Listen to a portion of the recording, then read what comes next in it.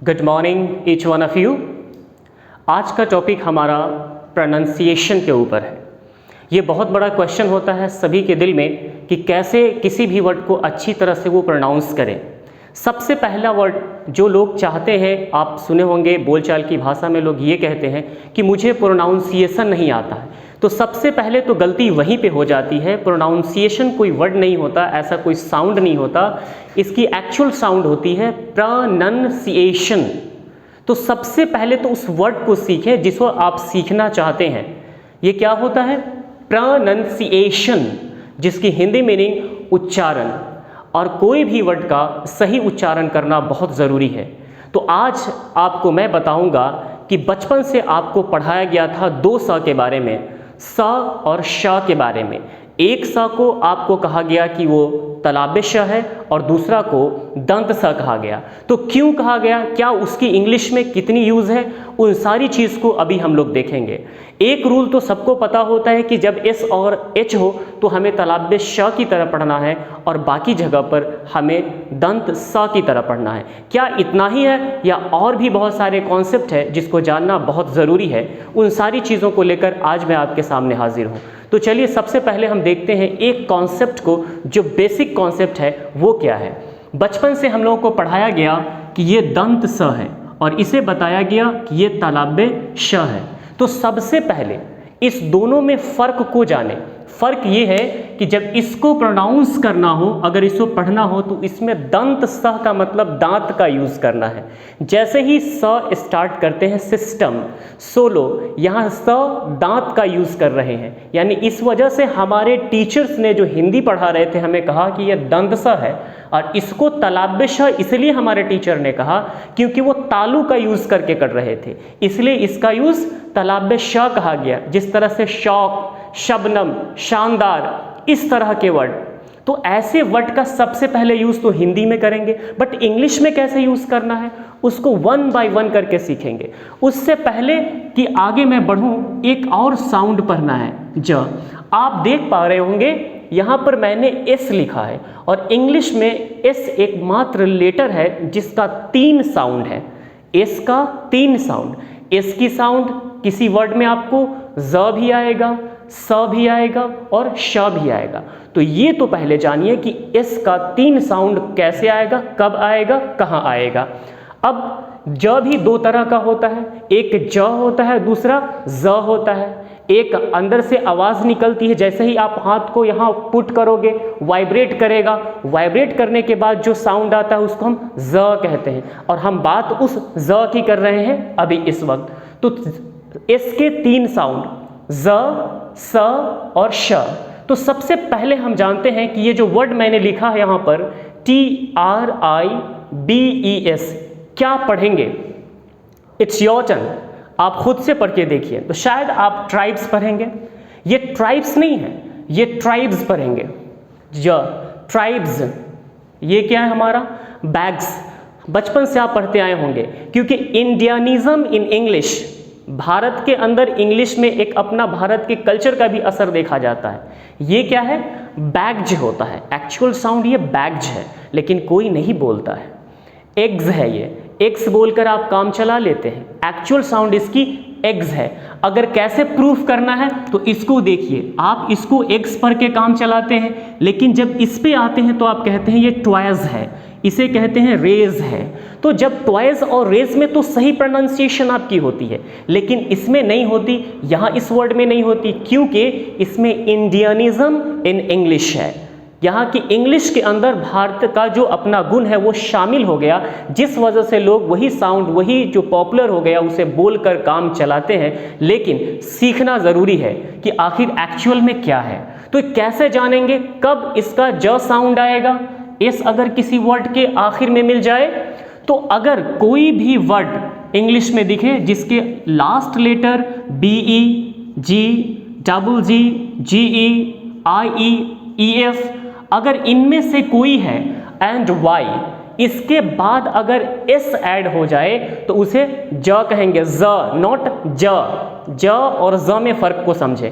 तो S लगा यहाँ पर, इसकी साउंड क्या होगी? ये वाली। यहाँ पर पॉइंट का मतलब ही होता है जो वाइब्रेट करने वाला ज हो। तो ये क्या हुआ? Tribes, bags. तो इस तरह से पहला पॉइंट मैंने क्लियर किया। अभी हम लोग नेक्स्ट चलेंगे कि आखिर दूसरा साउंड हमारा जो स है वो कब है। सिमिलरली आपको क्या याद रखना है, इन सारे वर्ड के बाद अगर इस ऐड होता है तो ज का साउंड आएगा, और इनके अलावा अगर और कहीं पे आप इस ऐड करते हैं तो उसका सिंपल स का साउंड आएगा, जैसे रूफ्स, लिप्स एंड चिप्स। अब जो हम बात करते हैं रूल नंबर 3 पे, कॉन्सेप्ट 3, ये बहुत इंपॉर्टेंट है। ये इसलिए इंपॉर्टेंट है कि हम और आप ये सोचते हैं कि ये जो एस दिया गया है, स्पेशली ये एस की अगर बात करें तो आप ये सोचते हैं कि सिर्फ एस का मतलब दंत स होता है। ऐसा नहीं है। एस का मतलब अगर सिर्फ दंत स होता तो बाकी इसे आप एशिया क्यों पढ़ते हैं? इसे तो आप एशिया पढ़ना चाहिए, एशिया, क्योंकि एशिया कहेंगे तो गलत होगा, श कहना होता है। अगर आप की हिंदी में अगर इसे लिखना भी चाहें तो आपको ऐसा लिखा हुआ पाएंगे, एशिया। ऐसा क्यों? आप यहाँ देखिए, यहाँ पे तो सिर्फ एस दिया गया है लेकिन आपने तालाब शाह लिखा, कोई तो बात होगी। जी हाँ, एक इम्पॉर्टेंट कॉन्सेप्ट है इसके पीछे जिसे सीखना है आपको कि कब तालाब शाह की तरह इसे पढ़ना है। यहाँ देखिए, आप इसे क्या पढ़ते हुए नजर आएंगे, एशिया। यहाँ पर भी एस एच नहीं है, फिर भी इसकी साउंड होगी रशिया। यहाँ देखिए, यहाँ पर भी एस एच नहीं है लेकिन इस वर्ड को क्या पढ़ेंगे, सेशन। यहाँ क्या होगा, टेंशन। मलेशिया, लेकिन एस एच तो कहीं नहीं है, एस एच तो कहीं नहीं है वर्ड में, लेकिन फिर भी पढ़ें। दिस इज द कॉन्सेप्ट, इसे आपको सीखना है, तब जाके आपकी साउंड, आपकी अल्फाज और अंदाज सब बेहतर होगी। तब लोगों पर इम्पैक्ट पड़ सकता है कि वाकई इंग्लिश आप बोल रहे हैं, आपकी साउंड अच्छी है, ऐसी होनी चाहिए। जैसे देखिए मलेशिया, यहाँ पर आपने कॉमन चीज़ को नोटिस कीजिए। पॉइंट क्या नोटिस करना है, एस या फिर डबल एस के बाद अगर आई ई आ जाए, आई ओ एन आ जाए तो उसका साउंड तालाब शाह होगा। बहुत कीमती पॉइंट है ये, इसे याद रखना है। आई ए, आप देखिए यहाँ पर आई ए आया इसलिए तालाब शाह पढ़ा मैंने, आई ए आया इसलिए मैंने तालाब शाह पढ़ा। फिर यहाँ देखिए आई ओ एन आया, यहाँ पर आई ओ एन आया इसलिए इस पर तालाब शाह की साउंड आई। तो ये याद रखना है कि अगर एस या डबल एस के बाद आई ए या आई ओ एन आए तो क्या पढ़ना है, इसे तालाब शाह के जैसे पढ़ना है। वंस अगेन क्या है ये, एशिया, रशिया। सो आगे हम लोग के पास और भी इंपॉर्टेंट पॉइंट है, पॉइंट नंबर 4। चौथे पॉइंट को देखेंगे। यहाँ पर क्या है, अक्सर आपने देखा होगा कि टी आई ओ एन या फिर टी के बाद का जो वर्ड होता है अक्सर उसमें तालाब शाह का लोग यूज़ करते हैं। जी हाँ, तो कंफ्यूज नहीं होना, सुनकर समझने की ज़रूरत नहीं है, खुद उस लायक बनिए जो वर्ड को देखकर साउंड को परख सके। क्या पॉइंट है, जरा इस वर्ड्स को देखिए। यहाँ पर एक वर्ड दिया गया है इनिशियल, क्या पढ़ेंगे इसको, इनिशियल। पेशेंट, क्यों पढ़ते हैं पेशेंट, क्यों पढ़ते हैं इनिशियल? अगर आपसे सवाल पूछ दिया जाए, सपोज कीजिएगा अगर आप टीचर हैं, किसी बच्चे ने कह दिया कि सर ये क्या है, इसको पेशेंट क्यों पढ़ दिए, क्योंकि तालाब सा तो नहीं है, लेकिन आप तो तालाब सा जैसा साउंड निकाल रहे हैं, पेशेंट कह रहे हैं, आप इस वर्ड को इनिशियल कह रहे हैं, यहाँ पर नेशन कह रहे हैं, ये इलस्ट्रेशन कह रहे हैं। ये इलुस्ट्रेशन नहीं होता है, बहुत सारे लोग ऐसे भी इसको प्रोनाउंस करते हैं, इलस्ट्रेशन। ये क्या है, एजुकेशन। आखिर यहाँ पर तालाब शाह तो था नहीं, लेकिन फिर भी मैंने पढ़ा, क्योंकि पॉइंट्स होता है। कॉन्सेप्ट ये है कि अगर टी के बाद आई ए, आई ई, आई ओ अगर आ जाए तो उसका साउंड क्या होगा, तालाब शाह होगा। तो याद रखना है कि तालाब शाह की साउंड जहाँ हो वहाँ पे तालाब शाह होनी चाहिए, जहाँ पे दंत सा की साउंड हो वहाँ पे दंत सा होना चाहिए, नहीं तो साउंड अच्छी नहीं होगी। तो पहला तो इम्पैक्ट आप नहीं अच्छा कर पाएंगे, लोगों पर असर नहीं होगी आपकी स्पीच का, आपके वर्ड का, और दूसरा खुद को आप कमज़ोर फील करेंगे।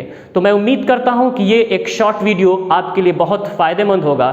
फिर नेक्स्ट वीडियो में मिलेंगे और भी बहुत सारे प्रोनाउंसिएशन से रिलेटेड वीडियो के साथ। Thank you so much.